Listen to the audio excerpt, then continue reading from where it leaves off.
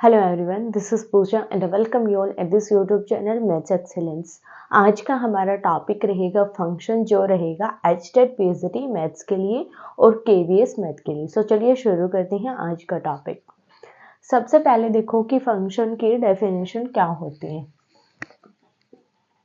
Function हमेशा दो sets पर डिफाइन होता है, ए और बी हम सेट मान लेंगे।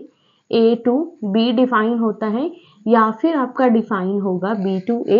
ये हमें गिवन होगा कि किस सेट से किस सेट की ओर फंक्शन हमारा डिफाइन है। अब देखो ए से बी की ओर अगर हमारा फंक्शन डिफाइन है तो सबसे पहली कंडीशन यहाँ पर आती है, let A and B are two non empty sets. दोनों क्या होंगे? नॉन एम्प्टी सेट्स होंगे, मतलब इनकी वैल्यू 5 के इक्वल नहीं होगी। अब ये दोनों अगर हमारे पास नॉन एम्प्टी है तो फंक्शन क्या होता है? बेसिकली फंक्शन एक रूल होता है। Then function is a rule, function is a rule by which every element of a associated with different element of B। क्या कहता है? फंक्शन एक रूल है जिसकी हेल्प से सेट ए के जो एलिमेंट है वो सेट बी से कनेक्ट होते हैं। अब इसको हम एक एग्जांपल की हेल्प से समझते हैं कि एक्चुअल में फंक्शन क्या होता है, किस कंडीशन पर हमारा फंक्शन एग्जिस्ट करता है और कौन सी कंडीशन होती हैं जिन पर फंक्शन एग्जिस्ट नहीं करता। अब फंक्शन को समझने के लिए एक बहुत अच्छा एग्जाम्पल हमारा आता है हाइट का। अब हाइट का एग्जाम्पल हम कैसे लेंगे? मान लेंगे सेट ए है हमारा स्टूडेंट का, ए इज सेट ऑफ स्टूडेंट्स, जिसमें मान लेंगे हम स्टूडेंट है हमारे पास a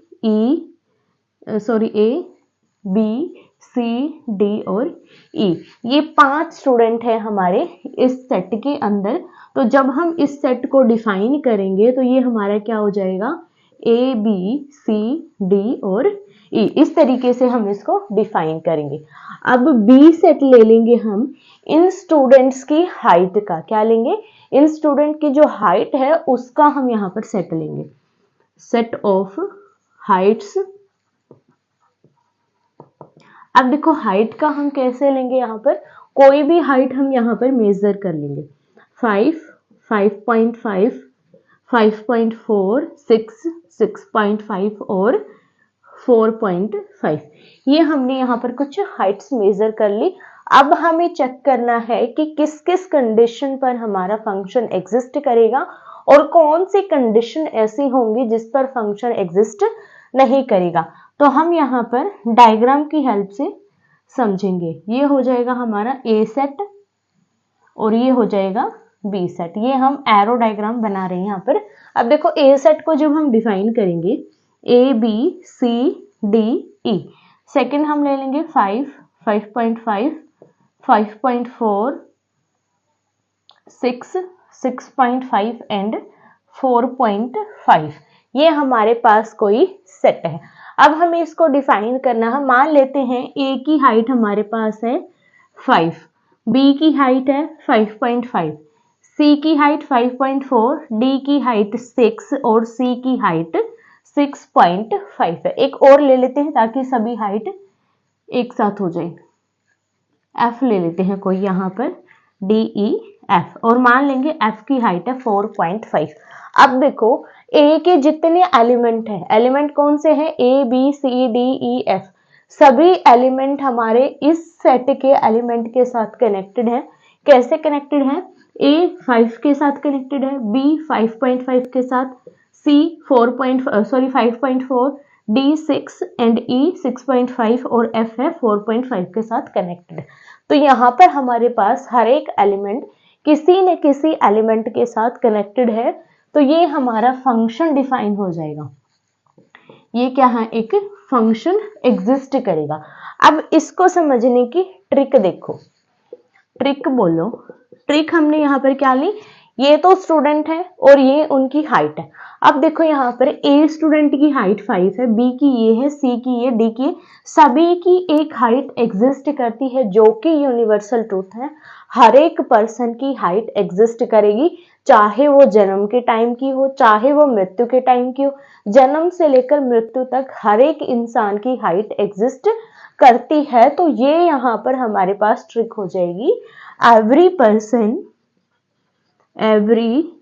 person has a height. हर एक पर्सन की एक हाइट एग्जिस्ट करती है, तो वो फंक्शन हमारा डिफाइन होगा। अब यहाँ पर देखो सभी स्टूडेंट की हाइट एग्जिस्ट कर रही है, तो ये फंक्शन हमारा डिफाइन है। अब इसी फंक्शन को हम रीडिफाइन करते हैं, इसके रिलेशंस को चेंज करेंगे ऑर्डर पेयर के साथ। अब देखो चेंज कैसे करेंगे। ये ए सेट था, ये हमारा बी सेट था। मान लिया ए की हाइट हमारे पास 5 है और बी की हाइट भी 5 है, ठीक है। अब सी की हाइट 5.5 है और डी की हाइट 5.4 है और 6 की हमारे पास यहाँ पर कोई स्टूडेंट एग्जिस्ट नहीं कर रहा। अब देखो यहाँ पर हर एक स्टूडेंट की एक हाइट एग्जिस्ट कर रही है, हर एक स्टूडेंट की एक हाइट एग्जिस्ट कर रही है, बट यहाँ पर ए और बी दो ऐसे स्टूडेंट हैं जिनकी हाइट क्या है, 5 है। तो ये चीज हमारे पास पॉसिबल है या नहीं कि दो पर्सन्स की एक हाइट हो सकती है, दो पर्सन या फिर दो से ज्यादा पर्सन्स की हाइट जो है सेम हो सकती है। तो ये चीज हमारे पास एग्जिस्ट करती है। सिमिलरली फंक्शन भी हमारे पास एग्जिस्ट कर जाएगा, क्योंकि हमारे पास दो स्टूडेंट की एक हाइट है, दोनों की हाइट क्या है, सेम है। तो ये फंक्शन भी हमारा एग्जिस्ट करेगा। सेकेंड ट्रिक हमारी क्या हो सकती है, more than one student have same height. अगर दो या दो से ज्यादा पर्सन्स हैं या फिर कोई भी स्टूडेंट है उनकी हाइट सेम है, तो भी फंक्शन एग्जिस्ट करेगा।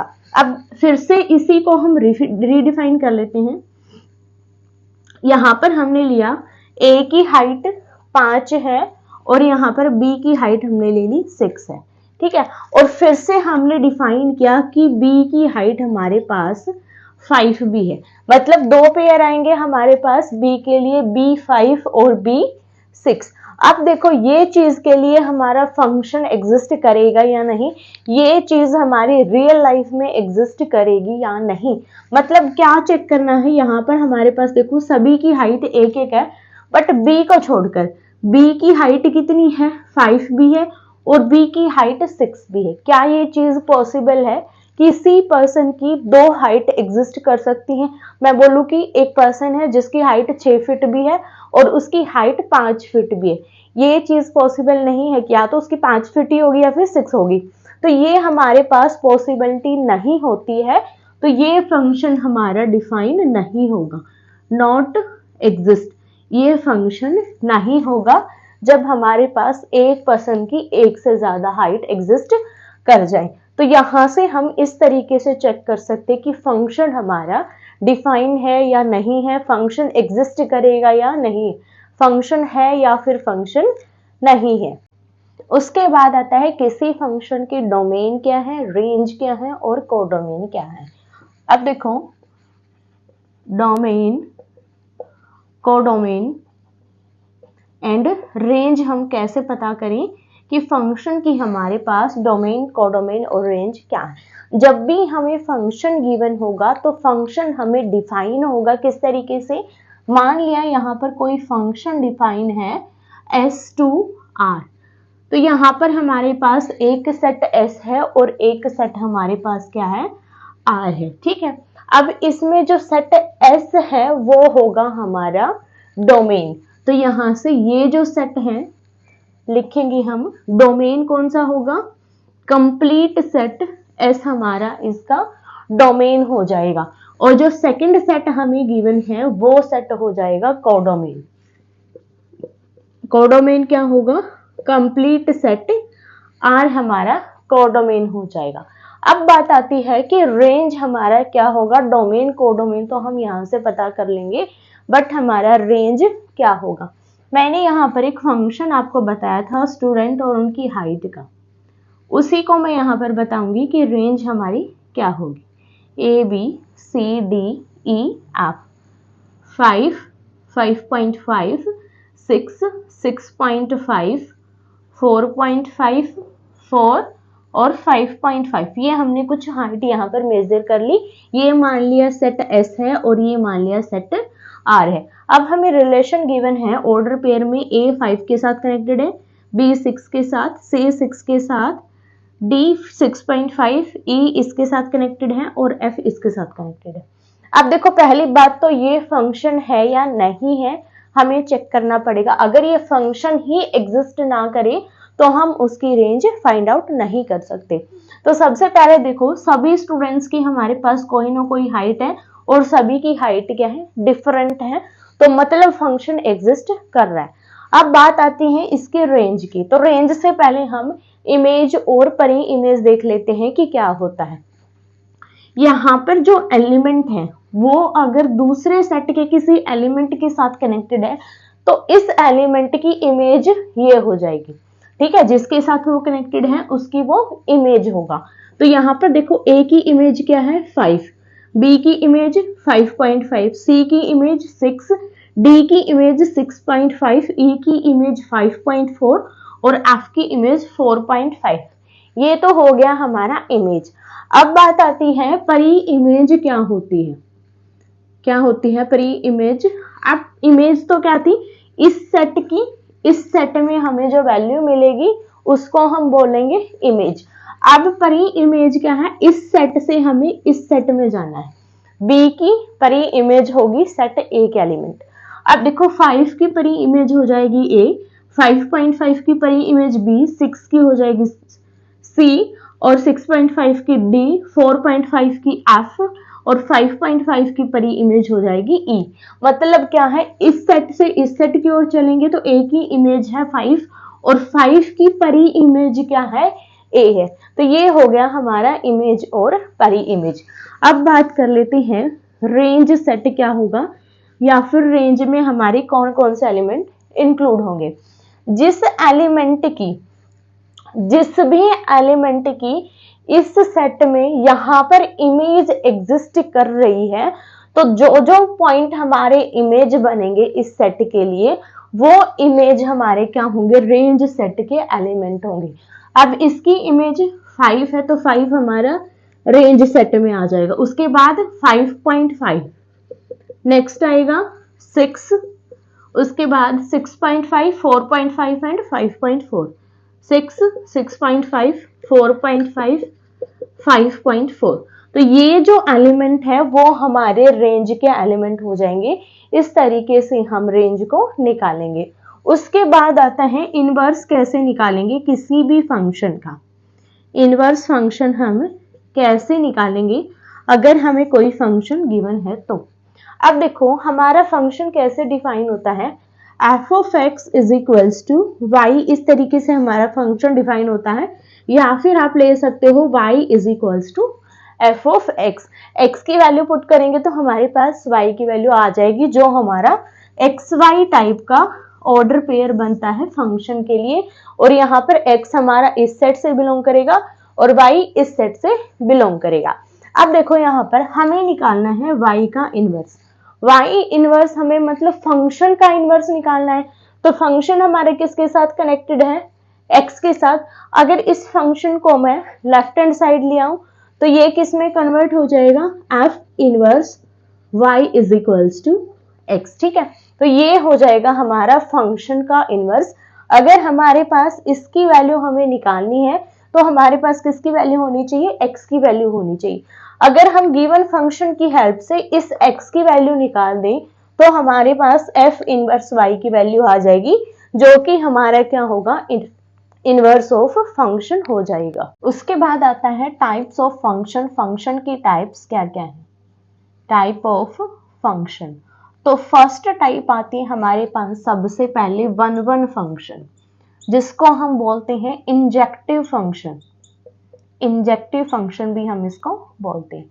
अब देखो इस फंक्शन की डेफिनेशन क्या कहती है, ए और बी हमारे पास दो सेट हैं और फंक्शन डिफाइन है ए टू बी और दोनों सेट क्या है, नॉन एम्प्टी हैं। तो हमारे पास कंडीशन क्या कहती है, every element of A, sorry every different element of A, every different element of A is connected with different element of B, different element of B, then function is 1 1। मतलब क्या कहता है, अगर हम ट्रिक के अकॉर्डिंग चले जो हमने यहाँ पर किया था क्वेश्चन हाइट और स्टूडेंट्स का, तो उसमें क्या है, एक पर्सन की एक ही हाइट होनी चाहिए, ये नहीं कि दो पर्सन्स की हमारे पास सेम हाइट हो जाए। तो यहाँ पर ट्रिक हमारी क्या आती है, एवरी डिफरेंट स्टूडेंट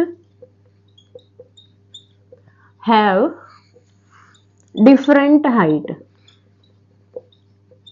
हर एक अलग अलग स्टूडेंट की अलग अलग हाइट अगर एग्जिस्ट करती है तो फंक्शन हमारा 1 1 हो जाएगा। अब देखो ये हमारे पास ग्राफ था ए बी सी डी ई, 5 5.5 6 6.5 5.4 और 4, ये हमने कुछ हाइट मेजर कर ली। अब हमें बोला गया हर एक स्टूडेंट की अलग अलग हाइट एग्जिस्ट करनी चाहिए और स्टूडेंट भी अलग अलग होने चाहिए, ये नहीं कि दो स्टूडेंट की एक हाइट एग्जिस्ट कर जाए, एक स्टूडेंट की एक ही हाइट होनी चाहिए और किसी दूसरे स्टूडेंट के बराबर नहीं होनी चाहिए। तो यहां से मान लिया इनकी सभी की हमारी हाइट क्या है, अलग अलग है। तो ये जो फंक्शन होगा जिसमें हमारे पास एक स्टूडेंट की एक ही हाइट होगी, अगर दो स्टूडेंट की एक हाइट है तो वो दोनों स्टूडेंट हमारे एक ही होने चाहिए। मतलब ये है अगर ए की हाइट 5 है तो किसी और स्टूडेंट की हाइट 5 नहीं होनी चाहिए, तो उस फंक्शन को हम बोलेंगे 1 1 फंक्शन। दूसरा तरीका हमारा इसका है, ग्राफ की हेल्प से भी हम इसको देख सकते हैं। अब मान लिया मैंने यहां पर एक ग्राफ ड्रॉ किया y is equals to x का, ये हमारा कुछ इस टाइप से होगा। अब अगर मैं इस x एक्सिस के पैरेलल कोई लाइन ड्रॉ करूं तो जो ग्राफ है वो ओनली एक ही पॉइंट पर कट करता है अगर उस लाइन को, तो फंक्शन 1 1 होगा। अगर वो एक से ज्यादा कट कर रहा है तो भी 1 1 नहीं होगा, एक से कम कट कर रहा है तो भी वो 1 1 नहीं होगा। अब यहां से मान लिया मैंने कोई पैरेलल लाइन ड्रॉ करी जो कि इस एक्स एक्सिस के पैरेलल है, तो ये लाइन इस ग्राफ को ओनली इस पॉइंट पर कट कर रही है, तो ये फंक्शन हमारा क्या होगा, 1 1 फंक्शन हो जाएगा। इसके बाद है many one function. Many one function, function के लिए हमारे पास कंडीशन सेम है, फंक्शन डिफाइन है ए से बी की ओर और ए बी क्या है, दोनों नॉन एम्प्टी सेट्स है। अब मैनी वन क्या कहता है कि ए के जितने एलिमेंट है वो बी के एलिमेंट के साथ कनेक्टेड होने चाहिए और ए के एलिमेंट एक या एक से ज्यादा हो सकते हैं। अब कंडीशन क्या कहती है, 1 और more than one element of A is connected with element of B, तो फंक्शन क्या होगा, मैनी वन। यहां से देखो हमारा डिफाइन भी है, एक से ज्यादा जो फंक्शन है, सॉरी एक से ज्यादा एलिमेंट है वो किसी एक एलिमेंट पर अगर जा रहे हैं तो फंक्शन क्या होगा, मैनी वन फंक्शन हो जाएगा। अब देखो इसके लिए हम ट्रिक क्या बोल सकते हैं कि एक से ज्यादा स्टूडेंट की हाइट क्या हो, सेम हो। क्या हो, ट्रिक क्या बोलेगी, more than one students have same height, उनके पास क्या होना चाहिए, सेम हाइट अगर एग्जिस्ट करती है तो फंक्शन मैनी वन हो जाएगा। अब इसको अगर हम ड्रॉ करें तो ये हमारा किस टाइप से होगा, देखो 5.5 6 6.5 5.4 एंड 4.5।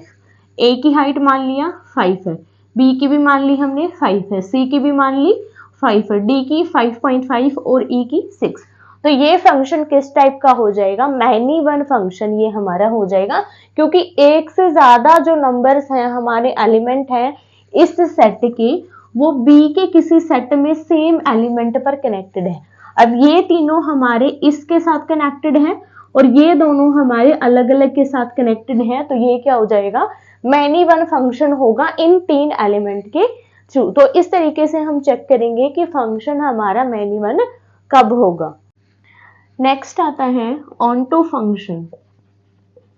ऑनटू फंक्शन की डेफिनेशन क्या बोलती है कि कोई फंक्शन है ए से बी पर डिफाइन है और ए और बी दोनों नॉन एम्प्टी सेट्स हैं, then every element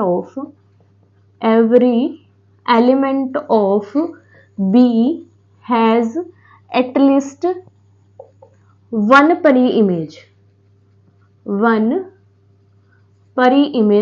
in set A। अब क्या बोला गया है, B के जितने भी एलिमेंट हैं उनके पास कम से कम एक प्री इमेज एग्जिस्ट करनी चाहिए। अगर एक से ज्यादा प्री इमेज एग्जिस्ट करती है तो भी फंक्शन 1-1 है, बट अगर बी सेट में कोई एक ऐसा एलिमेंट है जिसकी प्री इमेज एग्जिस्ट ना करे तो फंक्शन हमारा 1-1 नहीं, ऑनटू नहीं होगा।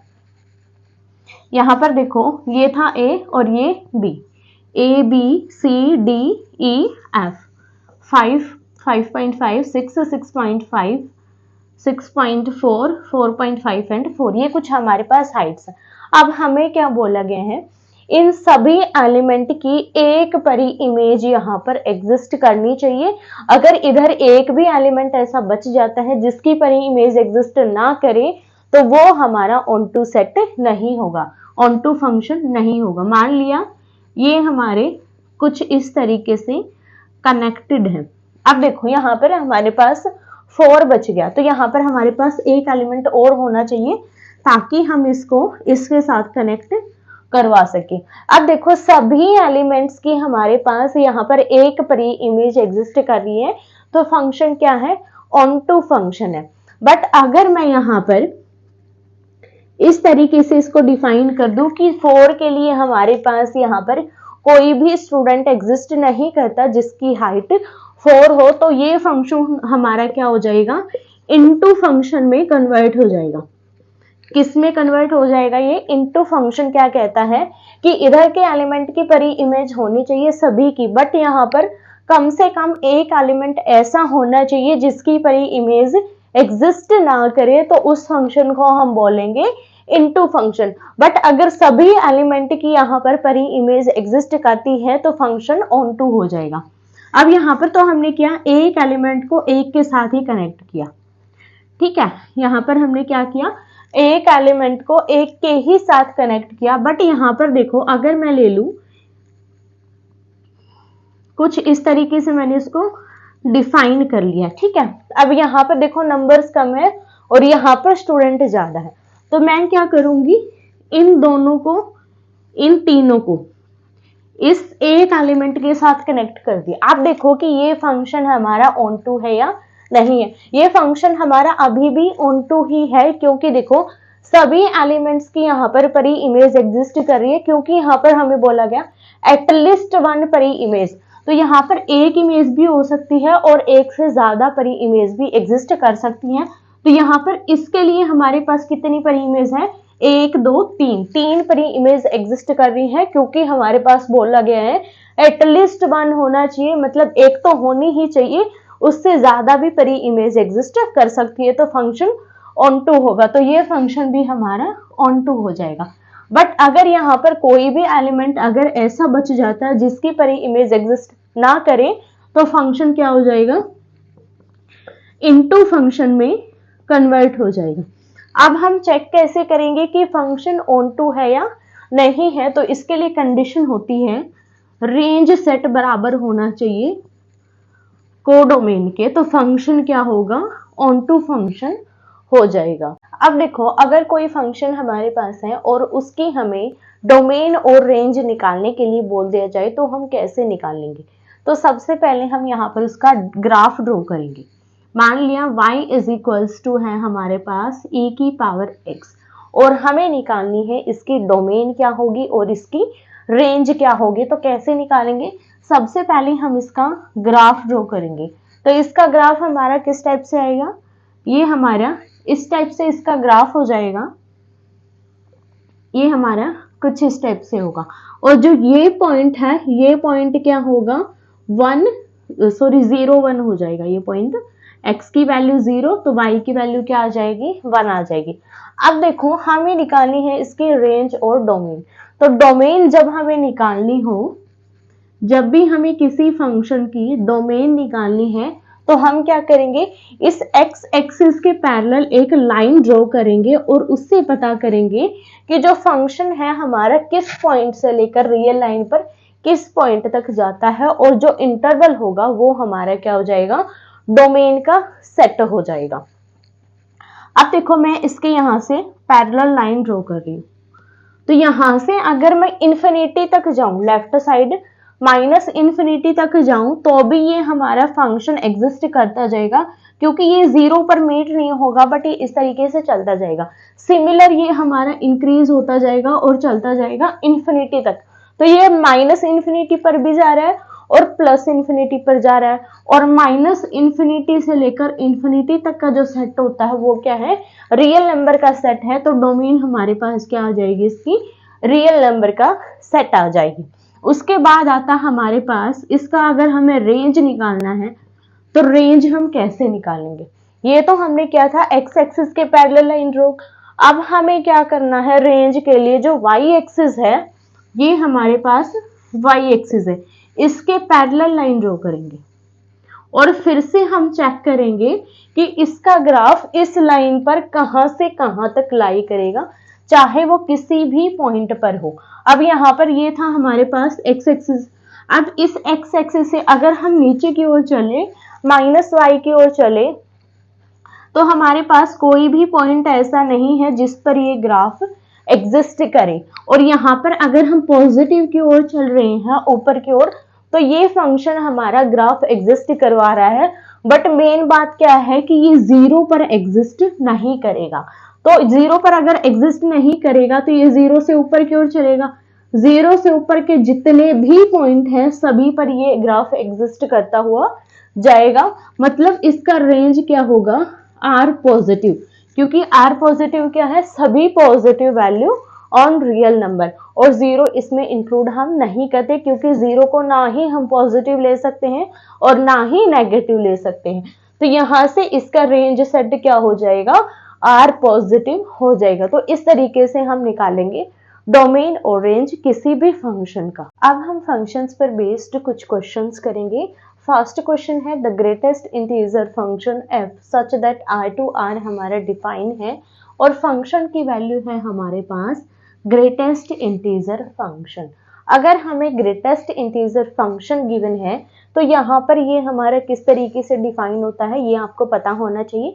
इसका ग्राफ क्या होता है ये भी आपको पता होना चाहिए। बट मेन चीज, अगर आपको इसकी वैल्यू भी पता है तो भी आप इससे निकाल सकते हो इजिली इसका आंसर। तो यहाँ पर देखो ग्रेटेस्ट इंटीजर क्या होता है।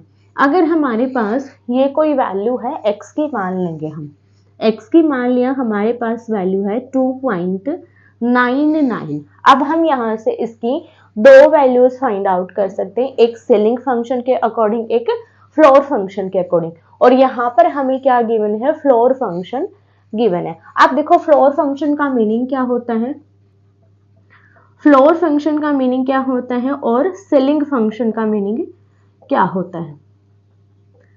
फ्लोर फंक्शन होता है इससे नीचे का जो इससे नीचे जो इंटीजर आएगा, इससे पहले इंटीजर कौन सा आएगा 2 और उसके बाद इंटीजर कौन सा आएगा 3। मतलब ये जो पॉइंट है ये हमारा 2 और 3 के बीच में लाई करेगा। अब यहाँ पर फ्लोर क्या होता है, फ्लोर तो हम फर्श को बोलते हैं, तो यहाँ पर फ्लोर क्या है, इससे नीचे जो इंटीजर है वो क्या है 2, तो इसकी फ्लोर फंक्शन की वैल्यू हो जाएगी 2। और अगर हमें बोला जाए सीलिंग फंक्शन की वैल्यू, तो सीलिंग फंक्शन की वैल्यू हमारे पास हो जाएगी इससे बड़ा इंटीजर जो कि क्या है 3। तो ये होता हमारे पास फ्लोर और सीलिंग फंक्शन, और ग्रेटेस्ट इंटीजर को ही हम फ्लोर फंक्शन बोलते हैं। तो मतलब हमें यहाँ पर क्या गिवन है, फ्लोर फंक्शन गिवन है।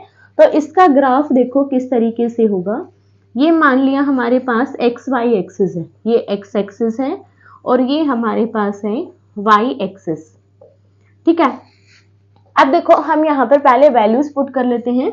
This is 0 1 2 3 4 5, 1 2 3 4 5। सिमिलर यहाँ पर और सिमिलर यहाँ पर। अब देखो अगर मैं x की वैल्यू यहाँ पर 1 पुट करूं, अगर मैं x की वैल्यू 1 पुट करूं तो वैल्यू क्या आएगी मेरे पास 1 ही आएगी। और अगर मैं यहाँ पर 0.1 पुट करूं तो वैल्यू क्या आएगी ग्रेटेस्ट इंटीजर ऑफ 0.1। तो 0.1 पर वैल्यू कितनी देगा ये, इससे छोटा इंटीजर क्या है 0, तो इसकी वैल्यू मेरे पास क्या आएगी 0। मतलब यहां से यहां तक की जब हम वैल्यूज डिफाइन करेंगे 1 से छोटी और 0 से बड़ी, तो सभी पर इसकी वैल्यू क्या आएगी y पर इसकी वैल्यू 0 आएगी। ठीक है, उसके बाद अगर हम 1 पर चलेंगे तो यहां से लेकर यहां तक की जो वैल्यूज हैं वो क्या आएंगी हमारे पास 0 आएंगी। अब हम 1 से बड़ी अगर वैल्यूज देखें, ये हमारा इस तरीके से हो जाएगा और यहाँ पर हमारी कोई भी वैल्यू नहीं आएगी। बट अगर हम 1 से बड़ी वैल्यूज लेंगे तो यहाँ पर ये हमारा पॉजिटिव होता जाएगा और बाकी वैल्यूज हमारे पास यहाँ पर नहीं आएंगी। उसके बाद अगर हम 2 से बड़ी वैल्यू लेंगे तो ये वैल्यू देगा हमें 2, उससे बाद ये यहाँ तक हमें कोई वैल्यू नहीं देगा। यहाँ से लेकर यहाँ तक के सभी पॉइंट्स के लिए वैल्यू क्या आएगी 2। फिर से अगर हम 3 से बड़ी वैल्यू लेंगे तो 3 से लेकर यहाँ तक के जो पॉइंट्स हैं 4 से छोटे, उन सभी के लिए वैल्यू आएगी 3। सिमिलर यहाँ पर 4 से लेकर 5 तक के बीच के पॉइंट हैं, उनके लिए वैल्यू क्या आएगी 4।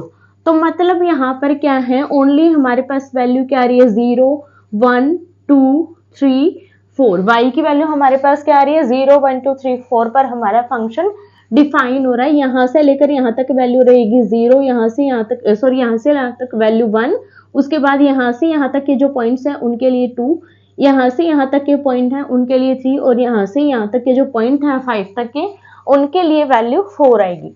सिमिलर अगर मैं 0.1 पुट करूं तो वैल्यू क्या आएगी 0। मतलब यहाँ से लेकर यहाँ तक के पॉइंट के लिए वैल्यू 0 है। उसके बाद ये हो जाएगा 1। अब 1 से लेकर 2 तक के जो पॉइंट्स हैं उनके लिए अगर मैं वैल्यू लूं तो वैल्यू क्या आएगी मेरे पास 1 आ जाएगी। उसके बाद यहाँ तक वैल्यू क्या आएगी हमारे पास 1।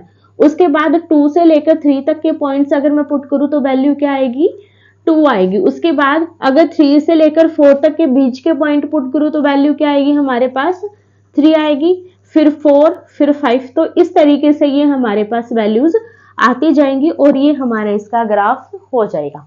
अब बात आती है इसके डोमेन रेंज और हमें क्या चेक करना है 1-1 फंक्शन। 1-1 फंक्शन कब होगा जब अगर मैं x एक्सिस के पैरेलल कोई लाइन ड्रॉ करूं तो फंक्शन एक ही पॉइंट पर कट करना चाहिए।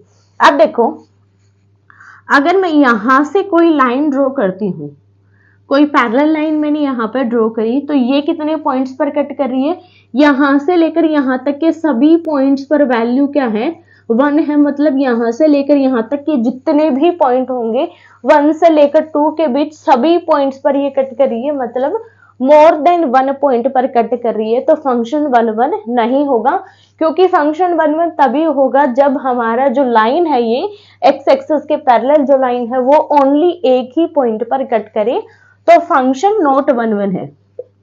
यहां से हमारे पास क्या आया फंक्शन नॉट 1-1 है। अब बात करेंगे ऑनटू फंक्शन के लिए हमारे पास कंडीशन क्या है, range is equals to, range किसके बराबर होनी चाहिए कोडोमेन के बराबर होनी चाहिए।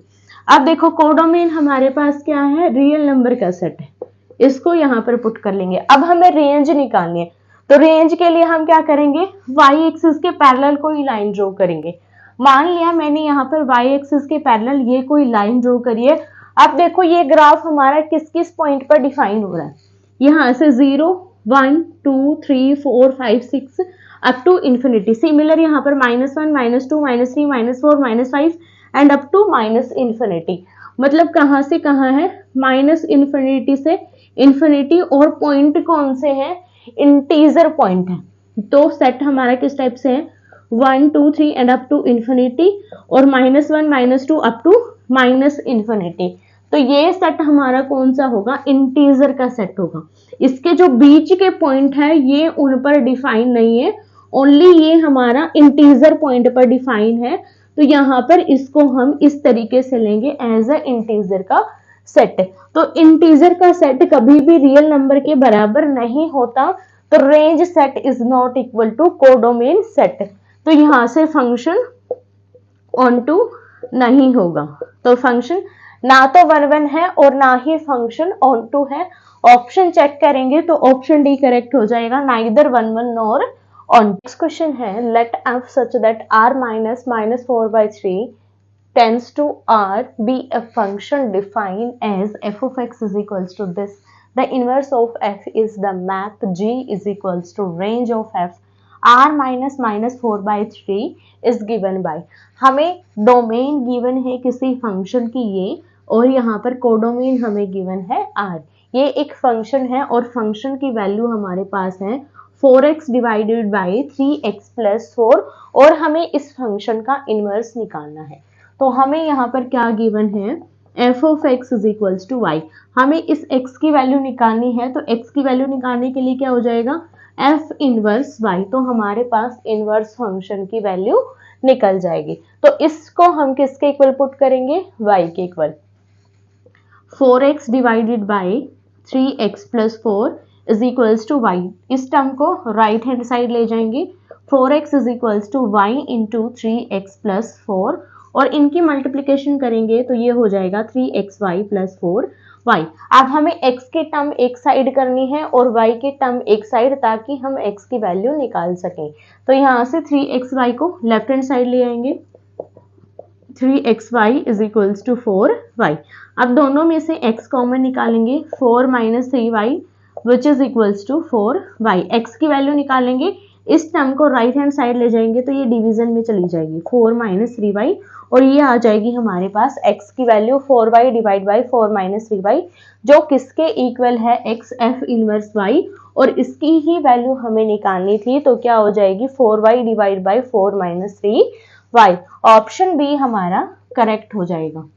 नेक्स्ट क्वेश्चन है let n be the set of natural number and r कोई हमें रिलेशन डिफाइन है such that r is equals to X Y, Y is equals to F X, और x और y दोनों नेचुरल नंबर से belong कर रहे हैं। तो फंक्शन है जो r रिलेशन है वो फंक्शन होगा, फंक्शन नहीं होगा, डोमेन रेंज एंड को डोमेन नेचुरल नंबर होगा, या फिर नन ऑफ द अबव इसमें ट्रू होगा। तो सबसे पहले हमें चेक करना होगा कि फंक्शन हमारा किस तरीके से डिफाइन है।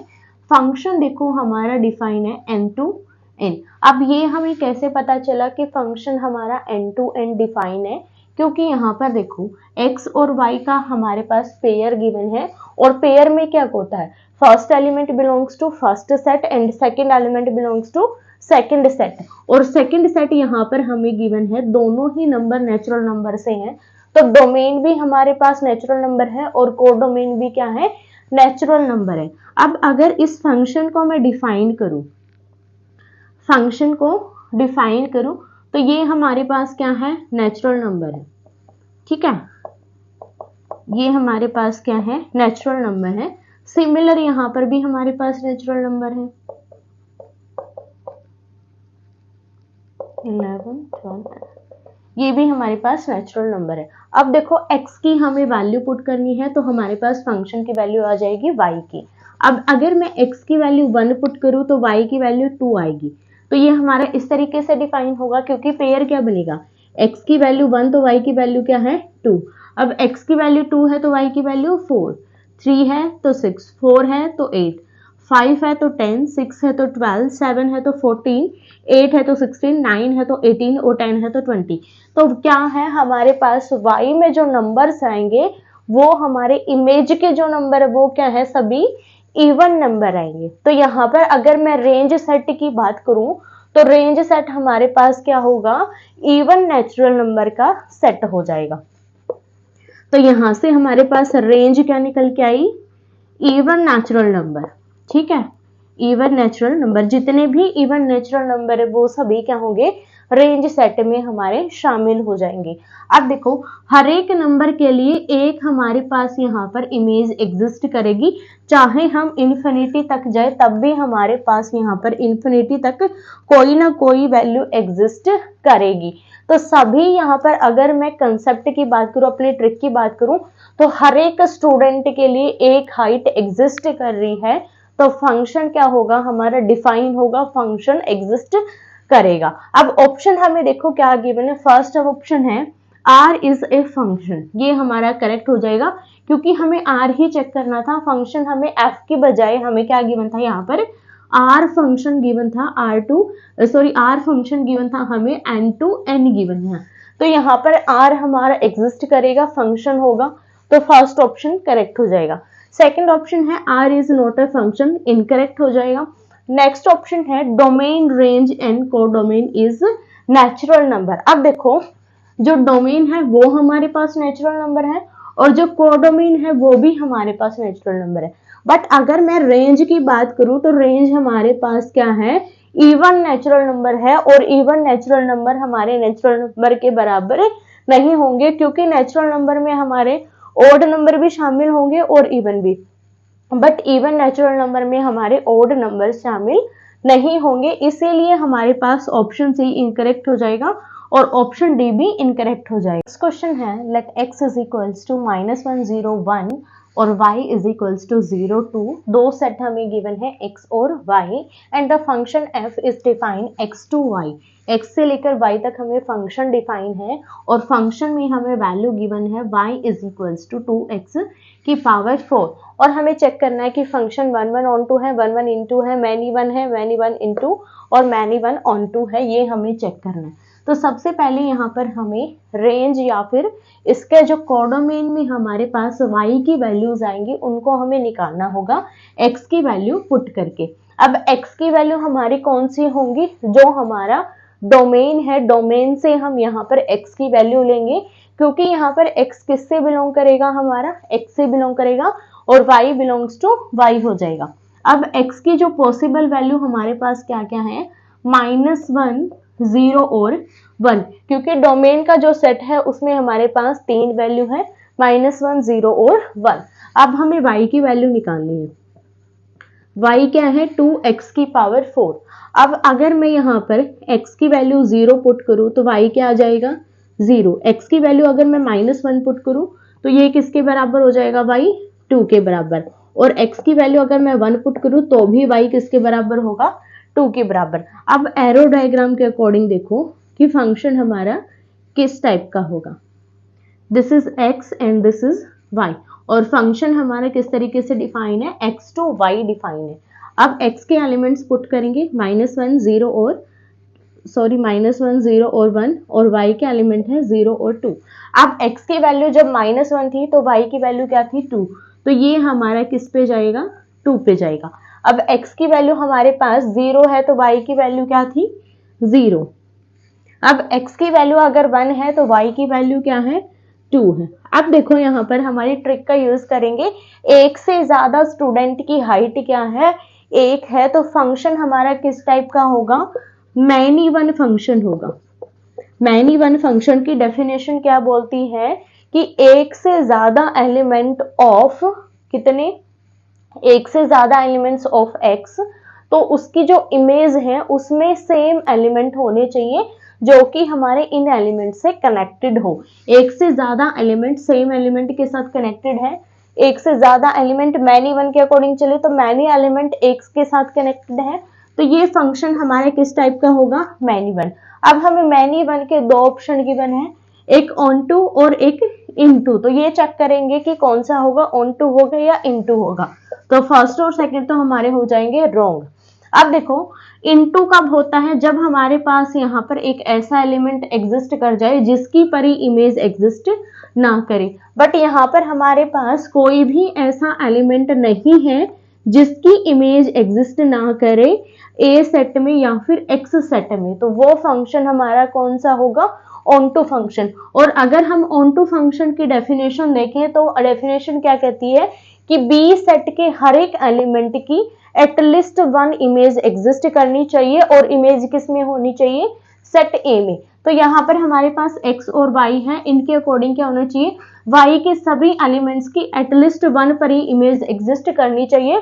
तो यहाँ पर देखो सभी एलिमेंट्स की हमारे पास परी इमेज एग्जिस्ट कर रही है, तो फंक्शन हमारा कौन सा होगा, ऑन टू फंक्शन होगा। तो कंप्लीट अगर हम देखें तो फंक्शन कौन सा होगा, many one onto function exist करेगा। तो मैनी वन इनटू रॉन्ग हो जाएगा, option C is correct. Next question है, if a is equals to 1 2 3 4 and b is equals to 1 2 3 then the number of mapping from a to b। हमें यहाँ पर number of mapping निकालनी है और mapping को हम क्या बोलते हैं, फंक्शन बोलते हैं। तो हमें क्या निकालना है, number of functions from a to b। A से लेकर बी तक हमारे जितने भी फंक्शन बनेंगे उनकी वैल्यू हमें निकालनी है। तो इसके लिए फॉर्मूला होता है, अगर फंक्शन ए से बी पर डिफाइन है तो टोटल नंबर ऑफ फंक्शन बनेंगे cardinality of B raise to the power cardinality of A. यहाँ पर कार्डिनलिटी ऑफ बी क्या है, number of element in B, and cardinality of A क्या है, number of element in A. अब यहाँ पर हम देखेंगे बी में कितने एलिमेंट है, 1 2 3 एलिमेंट है, ए में कितने एलिमेंट है, 4 एलिमेंट है। तो total number of function A to B हमारे पास क्या आ जाएगा, 3 रेज टू द पावर 4, जो कि किसके बराबर होगा, 81 के बराबर हो जाएगा। अब ऑप्शन देखो, ऑप्शन में हमें गिवन है 3 की पावर 4, सो ऑप्शन बी हमारा करेक्ट हो जाएगा। लास्ट क्वेश्चन है, if g represents the name of the function in the above graph then g is n। हमें यहाँ पर एक ग्राफ गिवन है और ये जो g पॉइंट है ये किसी ग्राफ को शो कर रहा है। तो ये g जो है कौन सा ग्राफ हमारा बनाएगा, identity function, constant function, modulus function और नन ऑफ द अबव। इस क्वेश्चन को सॉल्व कीजिएगा और जो भी आपका आंसर आए मुझे कमेंट करके जरूर बताइएगा। कोई डाउट है तो वो भी शेयर कीजिएगा। वीडियो अच्छी लगी हो तो लाइक कीजिएगा, दोस्तों के साथ शेयर कीजिएगा और चैनल को जरूर सब्सक्राइब कीजिएगा। मिलेंगे नेक्स्ट वीडियो में कुछ नए कंसेप्ट के साथ। धन्यवाद।